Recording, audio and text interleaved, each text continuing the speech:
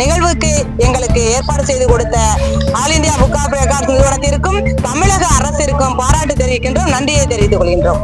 திருவள்ளுவர் சிலை 25ஆம் ஆண்டு வெள்ளி விழா இந்த நிகழ்விற்காக தமிழக அரசுக்கு வாழ்த்து தெரிவித்தும் திருக்குறள் தேசிய நூலாக வேண்டும் என்கிற கோரிக்கையினை வலியுறுத்தியும் 4 மகளிர்கள் 4 மாவட்டத்திலிருந்து இணைந்து நான் கலைவாணி வேலூர் மாவட்டம், சவிதா யுவராஜ் ஈரோடு மாவட்டம், மல்லிகா புதுக்கோட்டை மாவட்டம், அமுதா சிவகங்கை மாவட்டம் சார்ந்தவர்கள் திருக்குறள் தேசிய நூலாக வேண்டும் என்பதனை வலியுறுத்தி இங்க பிரச்சார விழிப்புணர்வு ஏற்படுத்தி கொண்டு நெல்லை சந்திப்பிலிருந்து இப்பொழுது கன்னியாகுமரி ரயில்வே சந்திப்பு வந்து கன்னியாகுமரி திருவள்ளுவர் சிலை வரை தொடர்கிறோம். நன்றி.